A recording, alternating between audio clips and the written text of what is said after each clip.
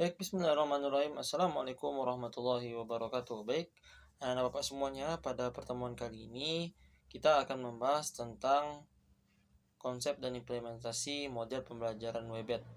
Nah, baik, simak videonya sampai habis ya. Selamat menyaksikan. Salah satu model pembelajaran menurut Fogarty yaitu model pembelajaran model Webet, merupakan model pembelajaran terpadu yang menggunakan pendekatan tematik sebagai pusat pembelajaran yang dijabarkan dalam beberapa kegiatan atau kegiatan pengembangan.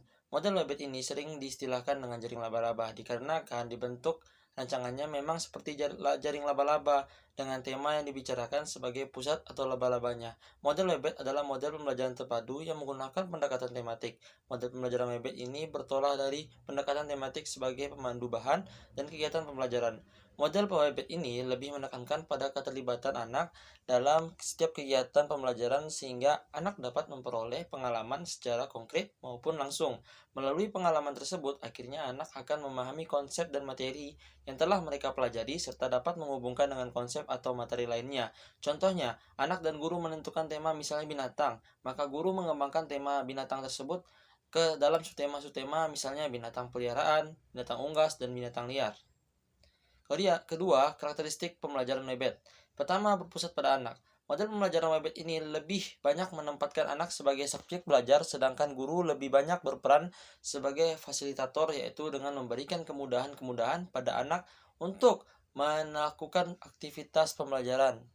Kemudian, yang kedua, memberi pengalaman langsung. Melalui pengalaman langsung, anak dihadapkan pada sesuatu yang nyata atau konkret sebagai dasar untuk memahami hal-hal yang abstrak.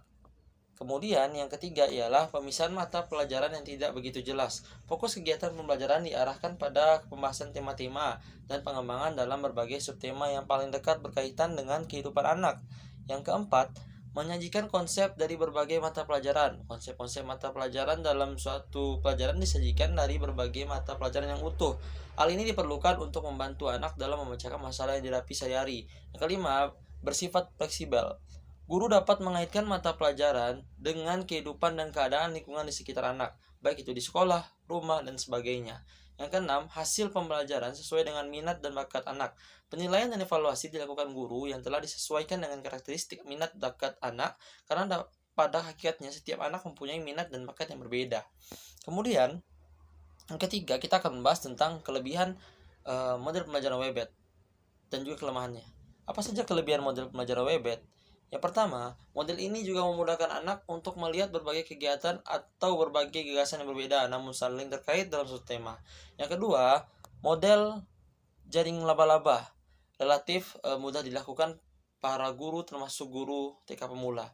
Yang ketiga, model ini mempermudah perencanaan kerja tim karena semua anggota tim guru sebagai pengemban dapat bekerja sama untuk mengembangkan semua bidang aspek pengembangan melalui satu tema saja sehingga dapat terjadi tidak tumpang tindihan dalam materi pembelajaran. Dan yang keempat ialah pendekatan tematik memberikan kejelasan payung yang akan memotivasi anak maupun guru. Yang kelima, ada kekuatan motivasi yang berasal dari proses penentuan tema yang diminati oleh anak. Adapun kekurangan dari model Webet, yang pertama, sulit dalam menyeleksi tema. Yang kedua, cenderung untuk merumuskan tema yang dangkal.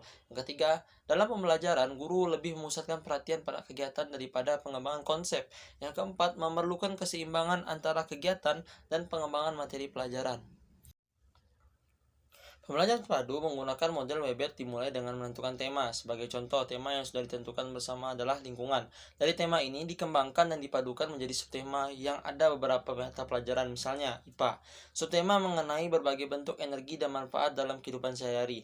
Anak didik diajarkan tentang macam-macam bentuk energi dan manfaatnya dalam kehidupan sehari-hari. Misalnya energi cahaya, kita manfaatkan sebagai penerangan saat kita belajar dan lain-lain. Yang kedua, mata pelajaran matematika. Subtema mengenal bangun datar.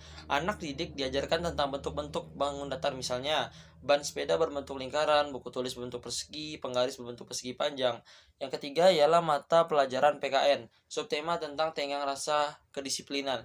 Anak didik diajarkan tentang berbagai macam cara manusia bersikap dan bertingkah laku sebagai makhluk sosial, seperti sikap tenggang rasa dan bekerja sama dengan orang lain. Yang keempat ialah mata pelajaran tentang bahasa Indonesia. Subtema membuat ringkasan. Anak didik menceritakan dengan kata-katanya sendiri tentang bentuk-bentuk energi dan bentuk-bentuk bangun datar yang kita jumpai di lingkungan sekitar. Mungkin itulah penjelasan materi dari Bapak. Semoga anak Bapak dapat paham dan dapat diambil ilmunya dengan sebaik mungkin. Itu saja. Wassalamualaikum warahmatullahi wabarakatuh. Terima kasih.